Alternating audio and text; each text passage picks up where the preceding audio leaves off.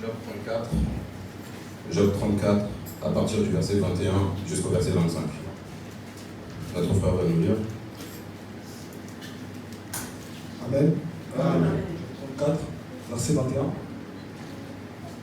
Je lis au nom puissant du Christ. Car Dieu voit la conduite de tous. Il a le regard sur les pas de chacun. Il n'y a ni ténèbres, ni ombre de la mort, où puissent se cacher ceux qui commettent l'iniquité. Dieu n'a pas besoin d'observer longtemps pour qu'un homme entre en jugement avec lui. Il brise les grands sans information. Il met d'autres à leur place. Amen. Car il connaît leurs œuvres. Il les remplace de lui et ils se sont écrasés.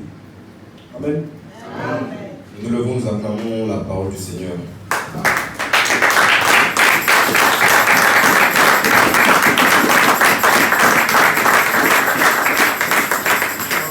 Alléluia.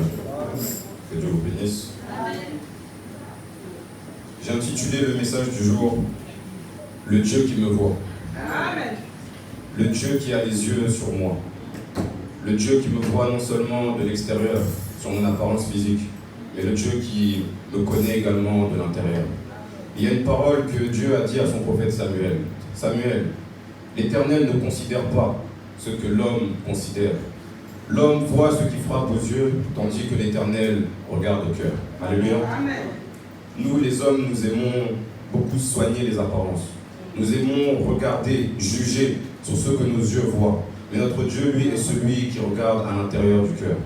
Il parlait à Samuel parce qu'il devait choisir un roi en Israël. Et Samuel a été amené dans la maison d'Isaïe.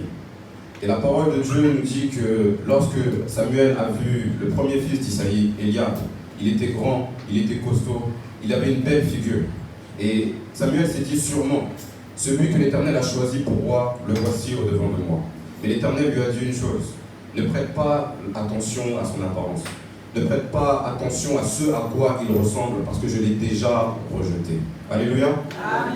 Eliab avait l'apparence d'un roi. Il avait la taille d'un roi. Il avait la force et la capacité d'un roi. D'après Samuel, Eliab avait l'apparence pour être roi. Mais Dieu, lui, recherchait quelqu'un qui avait le cœur d'un roi. Il n'avait pas l'attitude d'un roi. Et donc, l'Éternel a dit à Samuel, je l'ai rejeté. Le deuxième frère de David est passé, tout aussi grand, tout aussi costaud. L'Éternel l'a rejeté. Le troisième, le quatrième, et ainsi de suite. Tous se sont succédés et tous ont été rejetés par l'Éternel. Amen. Et la parole nous dira, j'ai trouvé David, fils d'Isaïe, un homme selon mon cœur, un homme qui accomplira toutes mes volontés. Amen. Qui peut dire aujourd'hui que c'est un homme selon le cœur de Dieu, si Dieu ne le dit pas lui-même? Qui peut connaître les dispositions du cœur aujourd'hui? Dieu a dit que David accomplira toutes ses volontés. Parce que seul Dieu peut éprouver, seul Dieu peut connaître ce qu'il y a à l'intérieur de nos cœurs. Comme je l'ai dit précédemment, aujourd'hui, beaucoup d'entre nous, nous sommes préoccupés par l'apparence. Nous sommes préoccupés par le paraître. Nous nous contentons seulement de paraître honnêtes. Nous nous contentons seulement de paraître dans la vérité. Alors qu'à l'intérieur de nous, c'est le mensonge qui règne. Nous nous contentons seulement d'avoir l'apparence de la pureté, mais nos cœurs au-dedans sont des cœurs qui sont impurs. Et ce que nous sommes à l'intérieur est différent de ce que nous représentons à l'extérieur. Amen. Dieu est le Dieu qui nous voit. Dieu est le Dieu qui me voit parce que c'est le Dieu qui voit également mon passé, c'est le Dieu qui voit mon présent, c'est le Dieu qui voit également mon futur. L'homme évolue, l'homme grandit, l'homme change, l'homme va de l'avant, parfois pour le bien, parfois pour le mal.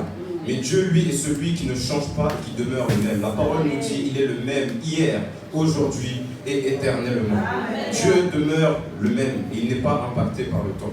Ce qui signifie qu'il peut regarder dans nos vies, il peut plonger ses regards dans nos vies comme dans un livre. La parole de Dieu nous dit encore ailleurs, je n'étais qu'une masse informe, mais tes yeux me voyaient déjà. Tu me connaissais déjà. Et sur ton livre étaient inscrits tous les jours qui m'étaient destinés avant qu'un seul d'entre eux n'existe. Amen. Tout ce que tu as fait par le passé, Dieu le voit. Ce que tu es en train de faire aujourd'hui, la position dans laquelle tu es aujourd'hui, Dieu te voit. Ce que tu feras au futur, l'Éternel le sait déjà et le connaît déjà. Amen. L'Éternel, c'est le Dieu de mes secrets. Il connaît ce que personne ne connaît. Il a vu ce que personne n'a pu voir. Ce Dieu, c'est le Dieu qui prend ta honte du passé pour la changer en sujet de joie aujourd'hui. Ton Dieu, c'est celui qui s'assure que les larmes que tu verses aujourd'hui seront des cris d'allégresse pour la journée. Amen. C'est le le Dieu qui me voit. C'est pourquoi ceux qui se confient en lui doivent demeurer dans la paix. Ceux qui se confient en lui doivent continuer à marcher dans la paix. Il est le Dieu qui tient ton passé, le Dieu qui tient ton présent et ton futur entre ses mains. Amen. Est-ce qu'on peut acclamer le Seigneur aujourd'hui?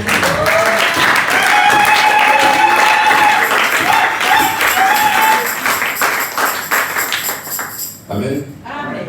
Nous venons de lire « Dieu est attentif à la conduite de l'homme et il voit tous ses pas ». Comme je l'ai dit, l'Éternel connaît notre parcours. L'Éternel sait ce que nous avons traversé, il sait ce que nous avons vécu. Et ça, c'est une chose qui peut être à la fois bonne comme à la fois mauvaise pour nous. Pour ceux qui se conduisent bien, pour ceux qui se conduisent selon ce que l'Éternel désire, gloire à Dieu. Parce que l'Éternel les bénira selon leurs œuvres. L'Éternel les bénira selon le cœur qu'ils ont manifesté sur cette terre. Mais pour ceux qui font le mal, que ce soit à la vue de tous ou bien dans le secret, je répète encore que Dieu est le Dieu qui nous voit. Dieu est le Dieu qui voit tout. Il voit ce qui est caché, il voit ce qui est fait dans le secret, il voit ce que l'homme n'a pas vu de ses yeux. Et lorsque j'ai dit tout à l'heure que Dieu est le Dieu de nos secrets, encore une fois, ça peut être une bonne comme une mauvaise chose pour nous. Si nos secrets ont été confessés devant ce Dieu-là, alors gloire à Dieu. Mais pour ceux qui pensent pouvoir se cacher, ceux qui pensent pouvoir faire le mal dans le secret, la parole me dit qu'il n'y a rien de secret qui ne doit être découvert. Il n'y a rien de caché qui ne doit être connu. L'Éternel dévoilera absolument tout. Amen. C'est pourquoi un enfant de Dieu doit insister sur la prière de pardon. Parce que là où l'homme ne t'a pas vu, là où l'homme ne t'a pas entendu, l'Éternel a été témoin de tes actes. L'Éternel a été témoin de tout ce que tu as pu faire dans le secret. Et il est préférable pour toi de révéler ces actes-là à Dieu plutôt que Dieu te prenne en flagrant délit et le révèle autour de toi. Amen. Je répète encore que ce que l'homme n'a pas vu, Dieu en a été témoin. Amen. Amen. Nous allons prendre le livre de Jérémie à partir du chapitre 17.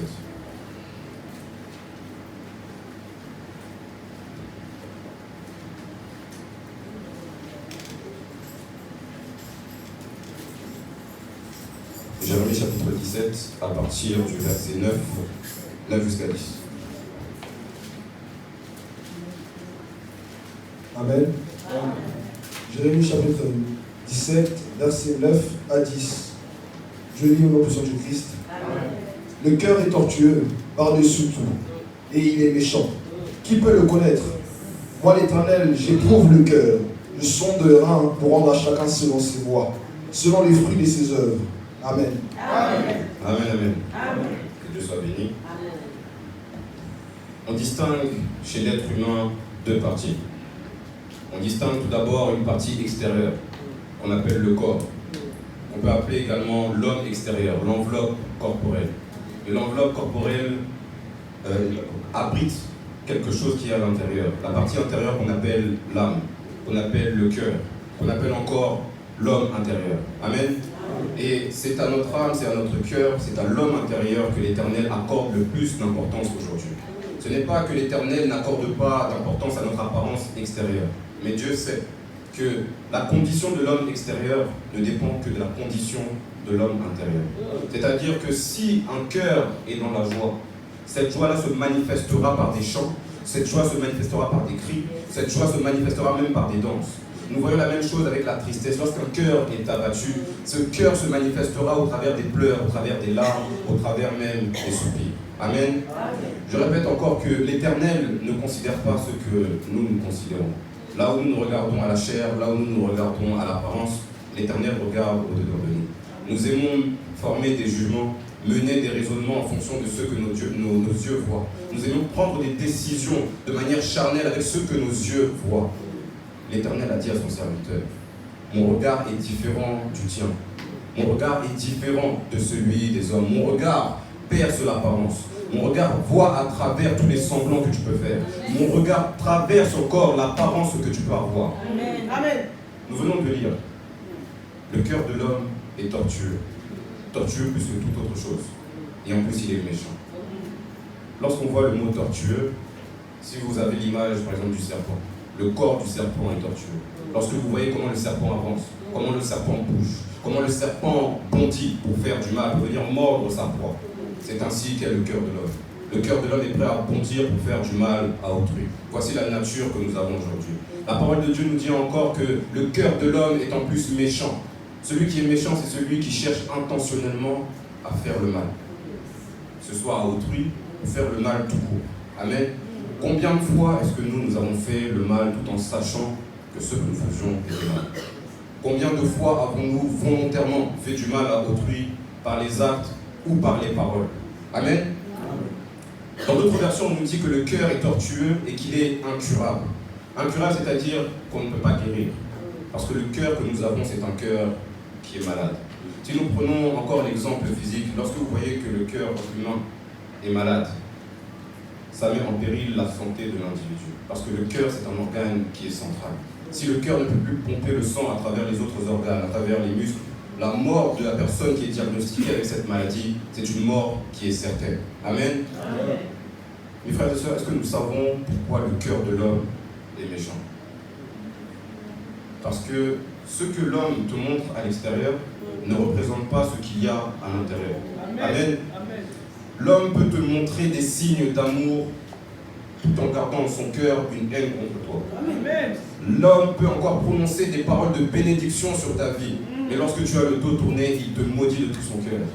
L'homme peut encore te prendre dans ses bras par affection, par attachement, mais derrière toi, il complote.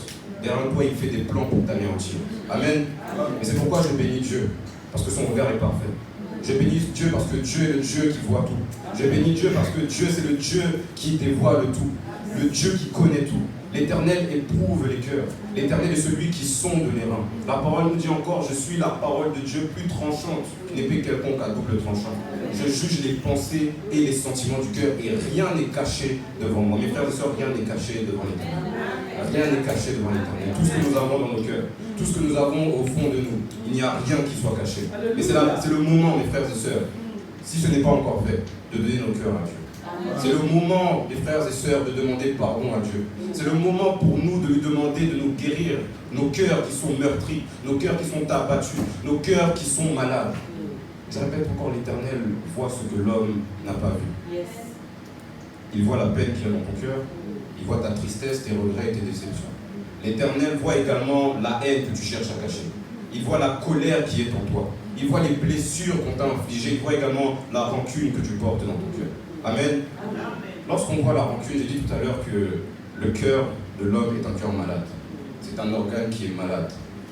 La rancune fait partie des maladies du cœur. La rancune, le refus de pardonner. Celui qui en est malade, c'est quelqu'un qui demeure continuellement, perpétuellement dans la souffrance, dans l'esclavage. Parce que la personne qui t'a fait du mal, la personne qui t'a heurté, cette personne-là, pendant qu'elle vit dans la paix, pendant que cette personne-là vit dans la joie, pendant que cette personne-là vit dans la tranquillité, toi, à chaque fois que tu la vois, parce que tu ne pardonnes pas en ton cœur, tu revis la souffrance que cette personne-là a pu t'infliger. Les blessures du passé refont surface. Amen. Nous sommes des êtres humains. Nous sommes imparfaits. Comme j'ai dit tout à l'heure, nos cœurs sont méchants, nos cœurs sont durs. Et il est possible parfois que nous puissions avoir des disputes. Il est possible que nous puissions avoir des différends, que ce soit dans nos familles, ça peut être dans nos maisons, ça peut être au travail, à l'école, ça peut même être à l'église. Mais l'Éternel nous a dit une chose. Je désire la miséricorde et non pas les sacrifices. Amen. Les sacrifices, c'est des choses qu'on peut voir à l'œil nu. On peut voir tout ce que tu fais aujourd'hui pour Dieu, comment tu loues, comment tu chantes, comment tu évangélises, comment tu te donnes à l'œuvre de Dieu. Mais la miséricorde, c'est une disposition de cœur. Et l'Éternel regarde premièrement la disposition de ton cœur, et c'est lui qui peut attester si vraiment tu as la miséricorde en ton cœur. Et certaines personnes louent, certaines personnes sacrifient, certaines personnes font des offrandes, certaines personnes font toutes sortes de choses qui ne sont pas agréées par Dieu parce que nos cœurs sont encore dans l'esclavage à cause de la rancune, à cause de toutes sortes de choses. Amen. Que l'Éternel puisse libérer les cœurs aujourd'hui. Que l'Éternel puisse apaiser, que l'Éternel puisse consoler. Il nous a dit, j'enlèverai de vous le cœur que vous avez, j'enlèverai de vous le cœur de pierre et je vous mettrai en vous un cœur de chair. Que l'Éternel puisse mettre un cœur de chair en chacun d'entre nous, que nous puissions avoir un cœur rempli d'amour, rempli de compassion et de miséricorde. Amen. Amen. Nous allons prendre le livre de Jean au chapitre 1. Jean 1, chapitre 1, versets 45 à 51.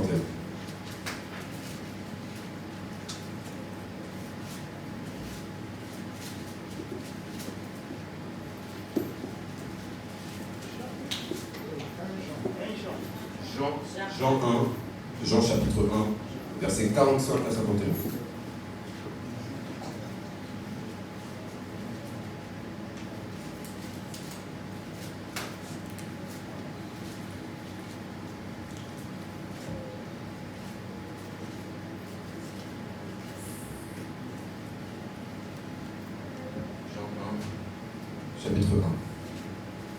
Jean 1, versets 45 à 51.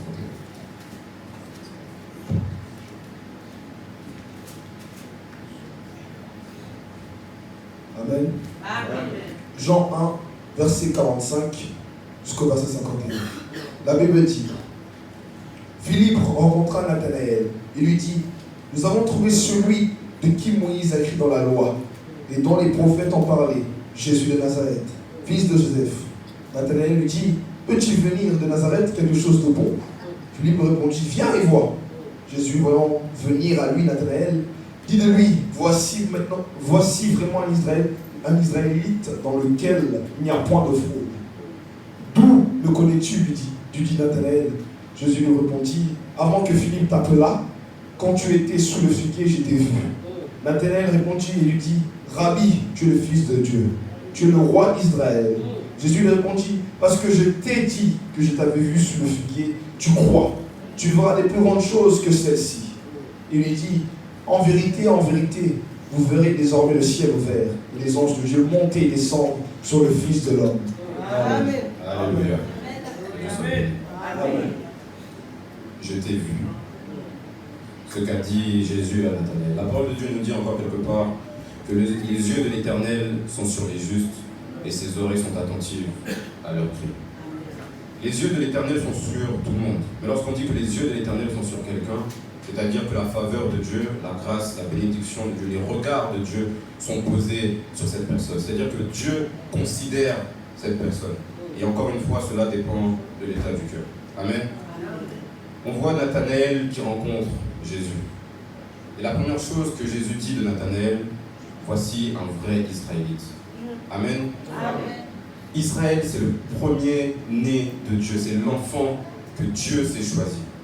En d'autres termes, Jésus dit, voici un vrai enfant de Dieu. À ce moment-là, tout ce que nous pouvons voir, c'est que Christ a reconnu son Fils. Par ce qu'il y avait dans son cœur, par ce qu'il était, par ce qu'il manifestait, Dieu avait reconnu son Fils. Il y a une expression où on dit tel père, tel fils. Amen. Dieu avait dit, faisons l'homme à notre image et à notre ressemblance. Dieu a fait l'homme à son image et à sa ressemblance. Mais aujourd'hui, le Fils est censé porter les traits de son Père. Le Fils est censé porter son caractère. Le Fils peut avoir les mêmes goûts, les mêmes plaisirs que son Père. Et c'est ce que portait Nathanaël. En d'autres termes, Jésus disait de Nathanaël, voici mon Fils, voici celui qui est comme moi. La parole de Dieu continue et nous dit encore, c'est un homme en qui il n'y a point de fraude, un homme en qui il n'y a pas de ruse. C'est un homme qui était honnête, c'était un homme qui était droit, c'était un homme qui se tenait dans la vérité. Lorsqu'on voit Dieu qui parle d'un homme de cette manière, moi j'aime appeler ça le témoignage de Dieu à l'égard d'un homme. Amen. Et Dieu a pu témoigner de beaucoup d'hommes dans la Bible. On a pu voir Abraham, on a pu voir Job. Nous allons reprendre encore l'exemple de David.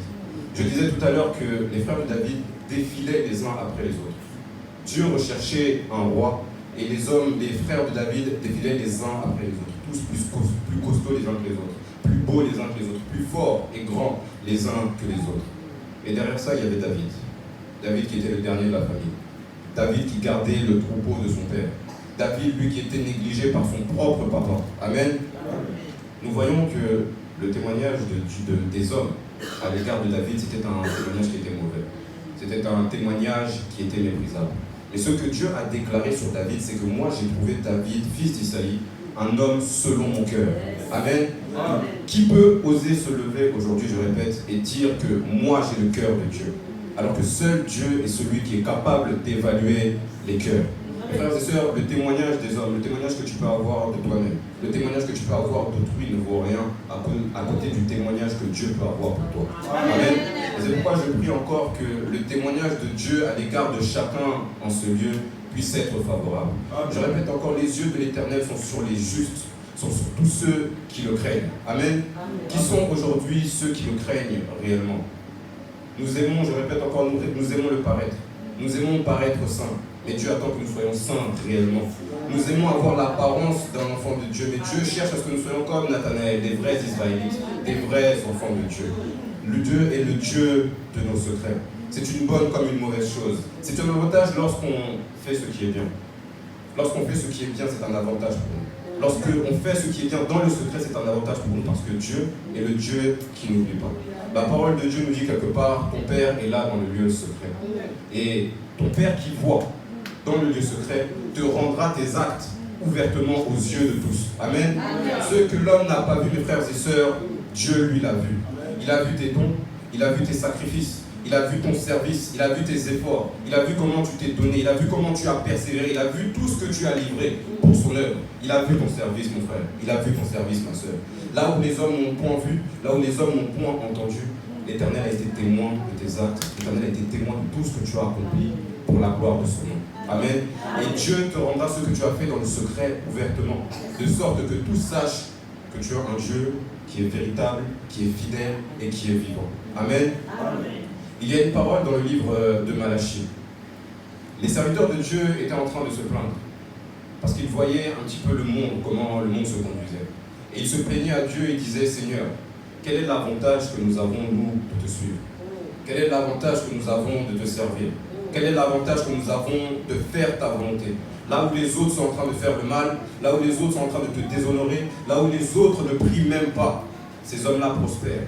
Ces hommes-là trouvent la réponse à leurs questions. Ces hommes-là trouvent la solution à leurs problèmes. Seigneur, quel avantage ai-je à te servir? Et aujourd'hui, c'est la question de beaucoup. Beaucoup qui sont découragés, beaucoup qui sont abattus. Nous faisons la volonté de Dieu. Nous essayons de faire le bien dans le secret. Nous essayons de persévérer dans la volonté de Dieu. Mais en contrepartie, tout ce que nous récoltons, parfois c'est le malheur, c'est la tristesse, c'est les déceptions, c'est les mauvaises nouvelles. Amen. Et la parole continue nous dit qu'un livre du souvenir avait été dressé devant Dieu. Dieu nous dit aujourd'hui, mes frères et sœurs, je vois le bien que vous faites. Je vois votre service, je vois votre application, je vois votre cœur, je vois tout votre dévouement dans l'œuvre de Dieu. Et la parole de Dieu nous dit bientôt, vous verrez la différence.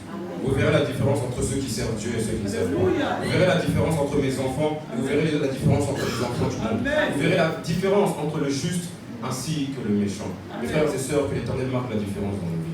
Que l'Éternel marque la différence dans nos familles. Que l'Éternel marque la différence partout où nous allons. Que ses yeux soient sur nous, que sa faveur puisse nous accompagner. Alléluia. Amen. Amen, amen. Nous allons prendre le livre de Genèse.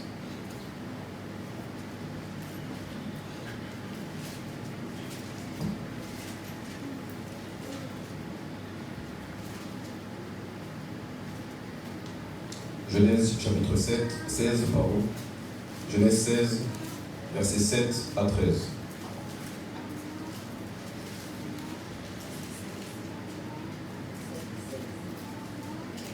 Genèse 16, versets 7 à 13.